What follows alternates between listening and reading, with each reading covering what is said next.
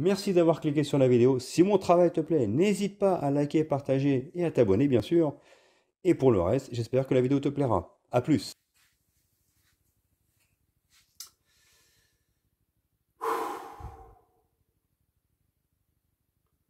Vous vous rappelez lors de... déjà, excusez-moi, bonjour à vous tous, hein, désolé.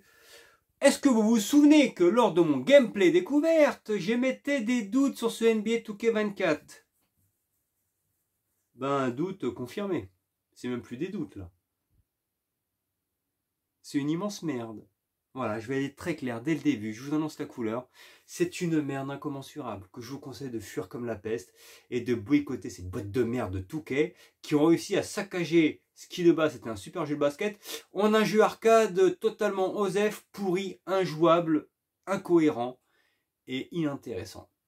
Voilà, comme ça c'est dit. Maintenant regardez mon test, je vais être clash, je vous l'annonce tout de suite, mais je suis assez énervé. Voilà tout, c'est parti.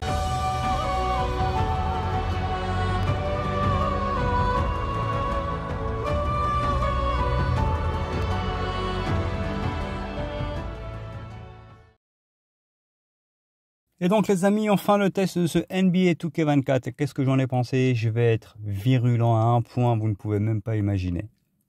C'est simple, c'est l'un des plus gros foutages de gueule de l'histoire du gaming. C'est certainement l'un des pires, si ce n'est le pire NBA 2K jamais sorti. C'est du vol envers les acheteurs. Et ce jeu n'a plus rien d'un jeu de basket, n'a plus rien d'un jeu technique. C'est un jeu arcade qui est tout simplement scripté comme pas possible. À trop vouloir pomper sur FIFA, copier sur FIFA, eh ben on devient FIFA soi-même et ce n'est pas un bon exemple. Et de plus, il y a un vol manifeste envers les clients, les consommateurs. Et je vais vous le raconter tout de suite. Je vous explique. Pour commencer, déjà le gros problème, c'est que je vous en avais parlé lors de du gameplay découverte. Je trouve que le jeu en fait, bien que les animations aient été un petit peu plus affinées, et c'est vrai que lorsqu'on voit le jeu sur le plan technique, on a l'impression d'assister à un match NBA. Si ce n'est les visages qui ne sont pas beaux, qui manquent de précision, qui manquent de modélisation, et c'est là et je vous l'avais dit, pour moi c'est un travail feignant. Ils ont juste utilisé les mêmes assets que l'année dernière, ils ont amélioré 2-3 choses pour justifier le prix. Donc déjà sur le plan technique, ça reste bon, mais c'est pas folichon. Pour moi ça fait toujours pas next-gen. Alors sur certains points oui, mais quand c'est beau de loin, mais loin d'être beau, si vous voyez ce que je veux dire. Premier point. Deuxième point, la plus grosse honte de l'histoire de ce NBA 2K, et c'est là, je vais être très clair, après les gens font ce qu'ils veulent, mais moi je pense qu'il faut boycotter ce jeu, il faut que 2K comprenne qu'il faut arrêter de prendre les clients pour des vaches à lait, c'est que dans le mode carrière et le mode My Team, il faut que l'on utilise systématiquement pour avancer et pour améliorer nos compétences, des WC. Des WC, en fait, ce sont, pas les chiottes, hein, bien sûr, ce sont la monnaie virtuelle, c'est la monnaie virtuelle du jeu qui nous permet d'améliorer son personnage. En l'occurrence, on va s'arrêter sur le mode carrière. Dans le mode My Team, qui est l'équivalent d'Ultimate Team, même si je trouve que c'est aberrant, je peux encore comprendre qu'il y ait encore ce système de « mets la carte bleue si tu veux te faire une bête d'équipe ». Après, c'est le jeu. Ultimate Team l'a fait, My Team copie dessus. Après, les gens, c'est à eux de savoir s'ils sont stupides ou pas, s'ils veulent investir en mettant la CB pour pouvoir créer une bête d'équipe. Voilà.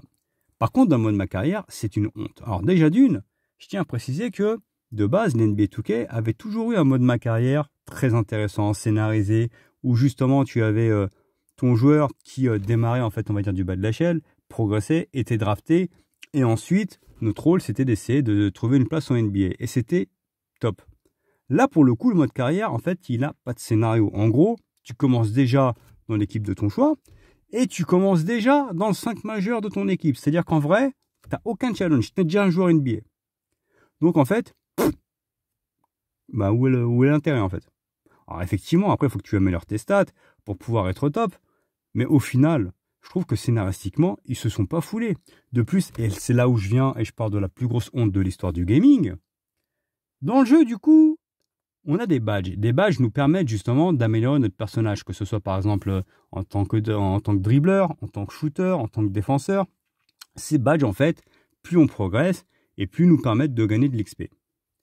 Le seul souci, et c'est la première fois que je vois ça, c'est que dans ce NBA 2K24, 2K, pour ponctionner les joueurs, a trouvé le moyen de faire en sorte que l'expérience que tu acquiers, écoutez bien, dans le mode carrière, tu le perds petit à petit. C'est-à-dire que ce n'est pas un acquis. Et la seule manière de ne pas perdre l'expérience acquise, eh bien oui, vous avez tout compris, c'est de mettre la CB. En mettant la CB, tu peux bloquer la diminution justement de l'XP de tes badges.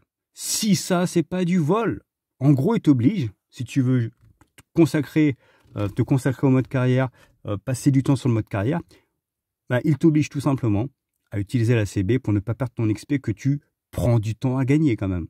Et je rigole pas. Parce que ton joueur, il démarre au niveau 60, c'est une brêle. Si tu veux le faire monter à 80, 85 pour que ce soit un joueur potable, bah waouh, va falloir se lever, se coucher, va falloir se lever tôt, hein, ou va falloir ne plus jouer à d'autres jeux qu'à ce NBA 2K24. Parce que approximativement, pour atteindre le niveau 80-85 avec les WC que tu gagnes dans le jeu, c'est-à-dire, on va dire 1000 WC par heure si tu joues régulièrement, tu peux y jouer 700 heures. Et la solution pour pas jouer 700 heures, c'est tu mets la CB. Et c'est du vol manifeste. C'est scandaleux. Je vous l'ai dit encore que dans Ultimate Team, on puisse bien sûr, au choix du joueur, mettre la CB ou pas. Ça se fait depuis longtemps. Ok, même si je ne tolère pas, bon, c'est pas le premier jeu qui le fait. Mais là, que dans le mode carrière, ma carrière, on t'oblige encore à mettre la CB. Parce que pour le coup, c'est pas parce que tu veux acheter des WC pour améliorer ton perso. C'est que du coup, les badges que tu acquiers, tu perds de l'expérience. Et si tu veux que la prise de tête que tu as eue en fait pour essayer d'acquérir de l'expérience durant ces badges que tu choisis, parce que tu peux privilégier la défense, le shoot, bref, vous avez compris, tu es obligé de mettre la CB pour qu'il n'y ait pas cette perte d'XP. Mais c'est une honte, c'est un scandale. Maintenant, parlons du gameplay. Le gameplay, bah pour moi, il est mauvais. Ce jeu est plus arcade que jamais. Plus ça va, plus ça devient arcade. C'est plus du basket pour moi. Tu n'as plus besoin de construire. Tu prends le ballon, tu fonces tout droit et tu mets des dunks. C'est pas ça le basket pour moi. C'est le basket spectacle. Non. D'accord? Alors effectivement, soi-disant, ils ont fait en sorte que maintenant les défenses soient plus dures sur l'homme. Donc au final, il y a plus de fautes de sifflet, ou peut-être que le défenseur est plus logiquement difficile à passer. C'est faux. C'est faux parce que systématiquement, le joueur qui a le ballon sera toujours avantagé par rapport au défenseur. Le défenseur aura toujours un temps de retard et bah, forcément tu fais faute, il y a des lancers francs ou je sais pas, c'est assez étrange, c'est assez inégal, je vous dis, dans le gameplay. De plus, il y a certains joueurs quand même, parlons de Karim Abdul-Jabbar, qui a la spécialité du skyhook, donc ce bras roulé, et il y a d'autres joueurs qui sont très bons dans ce style de mouvement, notamment Nikola Jokic qui est très bon dans le bras roulé. Dans le jeu, je vous ai dit, il y a une barre, j'en avais parlé lors du gameplay découverte, il y a une barre verte, enfin une barre, d'accord? Lorsque l'on est dans la zone verte, qui normalement est un shoot qui rentre, eh ben, les bras roulés ne rentrent jamais. Jamais. T'as beau être en dessous du panier, t'as beau faire un lay-up ou ce que tu veux, bah, je vous en ai déjà parlé durant le gameplay découverte, il y a des lay-ups super faciles en fait qui sont loupés, mais parce que le script a décidé que tu allais le louper, bah, c'est pas réaliste. Si encore tu loupais ta manip, tu te dis bon, j'ai loupé la manip, c'est comme ça. Mais quand tu es dans la zone, tu te dis j'ai mis le shoot. Parce qu'en plus, il y a même eu le truc vert qui a clignoté en disant c'est bon, t'as fait ce qu'il fallait, et que le shoot ne rentre pas, c'est qu'il y a un problème. Donc en termes de gameplay, le jeu a été fini avec le fion. En fait, c'est un travail feignant. Il n'y a plus aucune passion chez Electronic Arts, si ce n'est bah, le fait d'avoir le monopole. C'est juste ça le problème, tout comme FIFA. Voilà. C'est le fait d'avoir le monopole. Aujourd'hui, si tu veux jouer à un jeu de basket, quand tu es passionné de basket, tu es obligé d'acheter NBA 2K. Donc, est-ce que NBA 2K est bon? Non. Est-ce que tu es obligé de l'avoir pour jouer au basket? Oui. Ils le savent pertinemment. Donc, ils nous ont sorti un jeu de merde. Mais ils savent que ça va se vendre. Moi, le premier, tête de con, je l'ai acheté. Et cette année, je me suis fait avoir parce que, en plus de ça, c'est le numéro 24. Donc, NBA 2K24, quand on est fan de Kobe Bryant comme moi, qu'il est sur la jaquette, qui en plus c'est Mamba Moments, tu te dis ça va être grandiose. Je me suis dit ça va être énorme et que le Mamba Moments allait sauver le jeu. Même pas. Alors, c'est intéressant. On vit 7 moments clés de l'histoire de Kobe. Sauf que, qu'est-ce que c'est pour eux des moments clés? Parce que il y a 2 moments clés très importants de l'histoire de Kobe qui ne sont pas jouables dans le jeu. Notamment son match à 81 points, qui est un match historique. Il ne fait pas partie de ces moments clés. Ou le dernier match de sa carrière, où Kobe, lors de son dernier match quand même, avant de prendre sa retraite, plante 60 pions. Ça, c'était 2 moments à mettre dans les moments clés de Kobe. Ils n'y sont pas. Ils ont mis d'autres moments. Ok.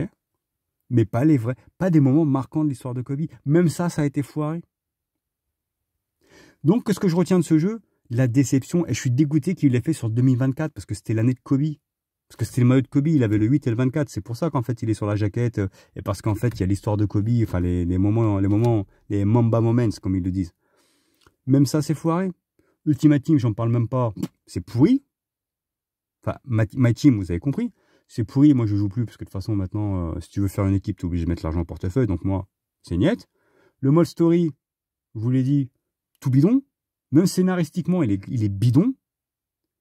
Tu es obligé de mettre l'argent si tu veux pas perdre ton XP. Fuck, je vais pas perdre mon temps à ça. Et surtout, la bonne idée, là-dedans, c'est Nouvelle Ère. Voilà, où vous pouvez rejouer durant la période de Michael Jordan de 91, de Kobe de 2003, de LeBron James de 2010, en fait, et de Magic Johnson et de Larry Bird. Donc, ce qui est bien, c'est qu'on a les équipes de l'époque. Ça, c'est cool, c'est intéressant. Mais sinon, le gameplay du jeu, pour moi, il a régressé. C'est plus arcade que jamais. Voilà, une grosse déception. Et voilà, je suis fan de basket et c'est ça qui m'énerve, parce qu'en fait, ils savent qu'ils ont le monopole. Ils ont le monopole du jeu de basket, donc ils peuvent faire n'importe quoi, ça marchera. Mais il faut arrêter. À un moment donné, il faut boycotter 2K, parce que là, c'est plus possible. C'est plus possible de se foutre de la gueule des joueurs comme ça. Et ce jeu, pour moi, est un immense gâchis, est une immense merde. Est une immense merde, parce que franchement, j'avais espoir. Je me suis dit, bon, voilà, ils vont pas se foirer sur Kobe quand même. Parce qu'il y a quand même plusieurs choses à faire dans... Moi, je pensais que ce serait les Kobe Challenge, comme la dernière, c'était le Jordan Challenge. Mais bon, c'est le même genre, là, le Mamba Moments. Non, c'est pas terrible. Le gameplay du jeu est pas bon du tout. Je vous l'ai dit, il n'y a plus de feeling d'avant, quoi. Alors, effectivement, les joueurs, ils adorent plus au sol. Il y a eu des animations qui étaient améliorées. Mais dans le gameplay, c'est devenu ultra arcade. Même la barre d'épuisement, avant, on avait une barre d'endurance. Donc, si tu en abusais trop, tu voyais que ton joueur il était fatigué, il n'avait plus le même rendu dans le match. Ce qui est normal, d'accord? Là, dans le jeu, t'as encore une barre d'endurance, mais tu sais pas trop à quoi elle sert, parce que ton joueur, des fois, même dans le 4e quart-temps, il continue à courir comme une gazelle, en fait. Tu vois, on ressent pas cette fatigue qui serait logique, en fait. Tu as un momentum où tu as le joueur qui est trop fatigué, il loupe quelques shoots. Et je trouve que ça pouvait être frustrant dans le jeu, mais au final, c'était réaliste. Là, pour le coup, tu as une barre, tu sais même pas à quoi elle sert. Non, c'est extrêmement mauvais. Je suis extrêmement déçu. J'en veux énormément à 2K, justement, de faire tout ce qu'il faut pour voler l'argent des joueurs, parce que là, c'est le cas. Et en plus de ça, le jeu, il est quelconque. Franchement, c'est devenu OSEF, quoi. Il serait temps que quelqu'un d'autre se mette à faire des jeux de basket pour concurrencer 2K, parce que là, c'est du foutage de gueule monumental. Donc moi, la note que je mets à un jeu, et encore, c'est parce qu'il y a Kobe sur la jaquette et parce qu'il y a les Mamba Moments que j'ai trouvé agréables, attention, d'accord, c'était pas mauvais, mais je regrette qu'il y ait quand même les deux moments que je vous ai cités, en fait, qui ne soient pas dans le jeu, parce que c'était deux moments mémorables et hyper importants de la période de Kobe à mettre, mais dans l'ensemble, le jeu ne m'a pas du tout marqué, et c'est même une réelle déception.